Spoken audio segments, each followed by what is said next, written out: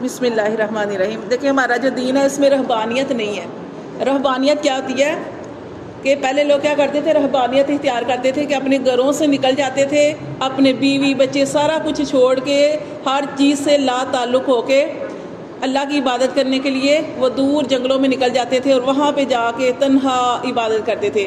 لیکن ہمارا جو دین ہے اس کے اندر رہبانیت نہیں ہے، اس کے اندر رہبانیت نہیں ہے۔ اللہ تعالیٰ نے رہبانیت فرض نہیں کی، ہاں لیکن یہ ہے کہ اللہ تعالیٰ نے یہ اعتکاف ہے۔ اعتکاف بھی ایسے ہی ہے کہ انسان جو ہے وہ دنیا سے کٹ کے یکسوئی کے ساتھ اللہ تعالیٰ کی عبادت کر لیتا ہے۔ کیونکہ آپ دیکھیں کہ اعتکاف جو ہے وہ نبی صلی اللہ علیہ وآلہ وسلم نے ہر سال کی ہے۔ اس سے ہمیں اس کی اہمیت کا پتہ چلتا ہے کہ اعتکاف نبی صلی اللہ علیہ وآلہ وسلم نے زندگی میں ہر سال کیا ہے، ہر سال۔ ایک دفعہ آپ صلی اللہ علیہ وسلم نے پورے مہینے کا اعتکاف کیا، اور اس کی وجہ آپ جانتے ہیں کیا ہے؟ لیلۃ القدر کو تلاش کرتے ہوئے۔ اتنی آسانیاں ہمارے دین کے اندر کہ ساری سختیاں جو تھی وہ پہلے لوگوں پہ رہی، اور جیسے ہم کل بھی پڑھے تھے سبق کے اندر روزے کے بارے میں، یہ آخری سورۃ البقرہ کی آیات کے بارے میں اللہ تعالیٰ نے ہمارے لیے آسانیاں کی۔ اللہ تعالیٰ قرآن مجید میں کیا ارشاد فرماتے ہیں؟ ان یخفف عنکم، اللہ تم سے ہلکا کرنا چاہتا ہے، اللہ تمہارے لیے آسانیاں چاہتے ہیں، اللہ تمہارے لیے مشکل نہیں چاہتے۔ اب کیا تھا کہ نبی صلی اللہ علیہ وسلم نے پورے مہینے کا اعتکاف کیا، اور اعتکاف کر کے آپ نے صحابہ کرام کو آگے امت کو یہ بتایا کہ میں نے پہلے عشرے میں اعتکاف کیا تو لیلۃ القدر نہیں ملی، دوسرے عشرے کا کیا تو لیلۃ القدر نہیں ملی، تو پھر آپ نے فرمایا کہ لیلۃ القدر کو آخری عشرے میں تلاش کرو، رمضان کے آخری عشرے میں، اور وہ بھی اس کی طاق راتوں میں۔ آپ صلی اللہ علیہ وسلم نے ہر سال اعتکاف کیا ہے۔ جب آپ صلی اللہ علیہ وسلم نے دنیا سے جانا تھا تو آپ صلی اللہ علیہ وسلم نے، حالانکہ اس سے پہلے آپ صلی اللہ علیہ وسلم 10 دن کا اعتکاف کیا کرتے تھے، اور ایک دفعہ آپ نے پورے مہینے کا کیا، وہ لیلۃ القدر کی تلاش میں۔ اس کے علاوہ آپ صلی اللہ علیہ وسلم 10 دن کا اعتکاف کرتے تھے، لیکن جس سال آپ صلی اللہ علیہ وسلم نے اس دنیا سے جو تھا پردہ فرمانا تھا، آپ نے 20 دن کا اعتکاف کیا۔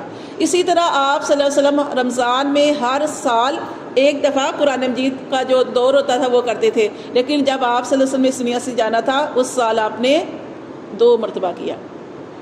اعتکاف کے بارے میں آپ کو بتانا تھا کہ ابراہیم علیہ السلام جو ہیں ان کو اللہ تعالیٰ نے قرآن مجید میں کیا ارشاد فرمایا کہ اے ابراہیم میرے گھر کو صاف کرو، کس کے لیے؟ طواف کرنے والوں کے لیے، اعتکاف کرنے والوں کے لیے، رکوع سجود کرنے والوں کے لیے۔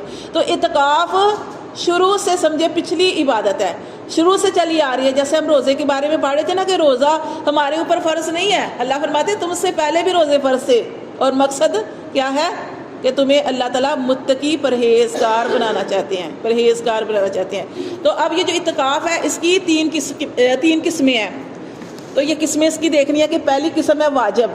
واجب جو ہوتی ہے کہ کوئی منت مانگے، کسی نے کوئی منت مانگی کہ میری منت پوری ہوگی تو میں اعتکاف کروں گی، ٹھیک ہے، اس کو کہتے ہیں واجب قسم۔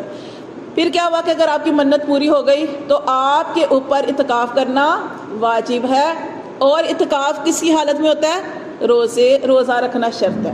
جب اعتکاف کرنا تو اس کے لیے روزہ رکھنا شرط ہے۔ یہ اس کی پہلی قسم ہے۔ دوسری قسم ہے سنت اعتکاف۔ سنت اعتکاف جو نبی صلی اللہ علیہ وسلم اعتکاف کرتے تھے وہ ہے سنت اعتکاف۔ اس میں دن بھی مخصوص ہوتا ہے اور وقت بھی مخصوص ہوتا ہے، اور روزہ بھی شرط ہے۔ یہ جو سنت اعتکاف ہے، جو اعتکاف جو کیا جاتا ہے وہ کیا ہے؟ اس میں دن بھی مخصوص ہے جیسے آخری عشرے میں کرتے ہیں، اور اس کے علاوہ کیا ہے؟ وقت بھی مخصوص ہے اور روزہ بھی شرط ہے، اور یہ جو ہے سنت موقدہ ہے۔ سنت موقدہ کیا ہے؟ آپ کریں گے تو یہ آپ کو ثواب ملے گا، نہیں کریں گے گناہ کوئی نہیں ہے، لیکن نبی صلی اللہ علیہ وسلم کی سنت ہے سنت موقدہ۔ اور اس کے علاوہ یہ ہے کہ یہ فرض کفایہ ہے۔ ایک ہوتا ہے فرض عین۔ اب دیکھیں جنگ جو ہے وہ جیسے جنگ کرتے ہیں، جہاد، وہ جنگ میں جاتے تھے تو وہ فرض کفایہ ہے۔ جنازہ جب پڑھتے ہیں فرض کفایہ ہے کہ بستی میں سے ایک شخص نے پڑھ لیا، جنازہ کوئی فوت ہو گیا، ایک شخص نے پڑھ لیا تو سب کی طرف سے ہو گیا۔ جنگ اسی طرح جہاد میں جانا، جنگ میں جانا ایک بستی میں سے چلا گیا تو سب کی طرف سے ہو گیا فرض کفایہ۔ اور اسی طرح یہ بھی ہے اعتکاف فرض کفایہ ہے، ٹھیک ہے، اگر کوئی کر لیتا ہے تو محلے میں سے تو وہ سب کی طرف سے ہو جاتا ہے، لیکن ثواب تو اسی کو ملے گا جس نے جنازہ پڑھا، ثواب تو اس کو ملے گا، جو جہاد کے لیے نکلا، جنگ کے لیے نکلا، فائدہ تو ثواب تو اسی کو ملے گا، ہو جاتا ہے سب کی طرف سے لیکن ثواب تو اسی کو ملے گا۔ اسی طرح یہ جو اعتکاف ہے، جو اعتکاف میں بیٹھے گا اسی کو ملے گا نا فائدہ۔ تو یہ سنت جو ہے سنت اعتکاف ہے، تو اس کے بارے میں حدیث بھی ہے، نبی صلی اللہ علیہ وسلم نے ارشاد فرمایا جو بندہ رمضان المبارک کے آخری عشرے کا سنت اعتکاف کرتا ہے، آخری عشرے کا سنت اعتکاف کرتا ہے، اس کا ثواب کتنا ملتا ہے؟ 2 حج اور 2 عمروں کے برابر، اس کا اتنا زیادہ جو ثواب ہے کہ 2 حج اور 2 عمروں کا ثواب ملتا ہے اعتکاف کرنے پر، ٹھیک ہے۔ تو اعتکاف ہوتا کیا ہے؟ جیسے میں نے آپ کو بتایا کہ رہبانیت فرض نہیں ہے، لیکن اعتکاف جو ہے بالکل دنیا سے کٹ کے، اپنے سارے معمولات کو چھوڑ کے بالکل اللہ کی طرف ہو جانا، یکسو ہو کر اللہ کی عبادت کرنا کہ اللہ میں تیرے در کی فقیر ہوں، اب اس چوکھٹ سے نہیں اٹھوں گی جب تک اللہ تعالیٰ میری بخشش نہیں کرے گا، اور جب تک اللہ تبارک و تعالیٰ تو مجھ سے راضی نہیں ہوگا، اور جو آپ کی اللہ تعالیٰ سے اللہ تعالیٰ کے آگے دعائیں ہیں وہ بھی ساری کہ اللہ تعالیٰ یہ بھی میری دعا قبول فرما، یہ ساری چیزیں جو ہیں تو اللہ تعالیٰ کے در کا فقیر بن جانا، وہ تو ہم سب ہی ہیں، لیکن یہ ہے کہ معتکف ہونے کی صورت میں، اعتکاف کی صورت میں کہ اللہ کی اس دہلیز کو، اس چوکھٹ کو پکڑ لینا کہ اللہ تبارک و تعالیٰ یہاں سے نہیں اٹھوں گی جب تک تو میری یہ بخشش نہیں فرمائے گا۔ تو یہ ہوتا ہے سنت اعتکاف، اور یہی کیا جاتا ہے۔ اور تیسرا ہے نفلی اعتکاف۔ جو نفلی اعتکاف ہوتا ہے اس میں نہ ٹائم فکس ہے، ٹھیک ہے، وہ کبھی بھی آپ کر سکتی ہیں، اور نہ روزہ شرط ہے۔ اور وہ کون سا اعتکاف ہے؟ وہ جیسے میں آپ کو بتاتی ہوں کہ آپ نے ایسے کرنا ہے کہ روزہ بھی شرط نہیں ہے، آپ کوئی ٹائم فکس کر لیں، کوئی اثر سے مغرب، آپ دیکھیں اثر سے مغرب آپ کر سکتی ہیں، رمضان کے اندر کر سکتی ہیں، وہ ٹائم فکس کریں، کوئی ایسا ٹائم بھی فکس نہیں ہوتا، روزہ بھی شرط نہیں ہے، لیکن میں اس لیے ٹائم فکس کر رہی ہوں کہ مطلب کہ اس کا سب سے بہترین وقت پتہ کون سا ہوتا ہے؟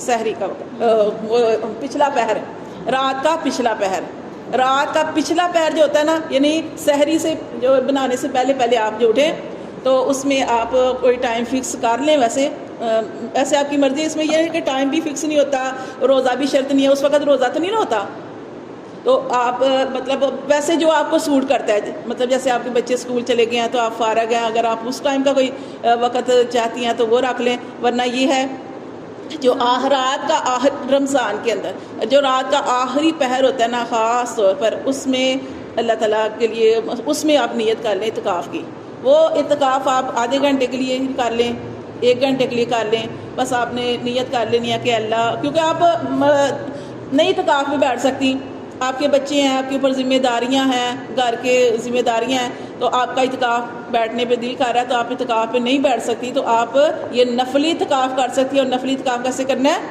کہ آپ نے کوئی ایسا ٹائم رکھ لیں کہ جہاں پہ کوئی آپ کو تنگ نہ کرے، مطلب کہ نہ بچے نہ کوئی گھر کی کوئی مصروفیت بھی نہ ہو، تو آپ جیسے وہ میں نے آپ کو بتایا کہ بہترین ٹائم وہ ہے کہ آپ رات کا آخری پہر جو ہے، کیونکہ آخری پہر کی بہت زیادہ فضیلت ہے نا، کیا فضیلت ہے کہ اللہ تبارک و تعالیٰ ہر روز آخری پہر میں آسمان دنیا پر تشریف لاتے ہیں، اور اللہ کی رحمت جوش میں ہوتی ہے، اور اللہ کے فرشتے پکار رہے ہوتے ہیں، ہے کوئی بخشش مانگنے والا، ہے کوئی اولاد مانگنے والا، ہے کوئی مصیبتوں سے چھٹکارا چاہنے والا، یعنی کوئی بھی کسی کا جس کا بھی جو مسئلہ ہے کوئی مانگنے والا، تو اس وقت جو ہے وہ اللہ تبارک و تعالیٰ عطا فرماتے ہیں۔ اور آپ جانتے ہیں کہ جیسے یوسف علیہ السلام کے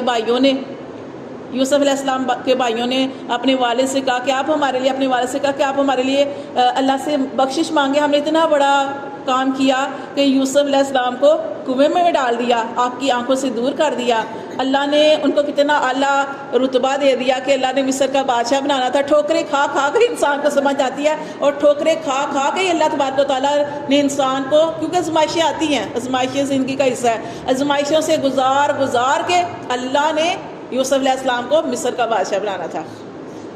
تو پھر بھائیوں کو جب احساس ہوا، ندامت ہوئی، تو انہوں نے اپنے والد سے کہا کہ آپ ہمارے لیے بخشش کی دعا کریں۔ تو پھر کیا ہوا؟ جب انہوں نے کیا کہا؟ انہوں نے کہا کہ میں رات کے آخری پہر میں اللہ سے تمہارے لیے معافی مانگوں گا۔ تو یہ آخری پہر جو ہے نا اس کی بہت زیادہ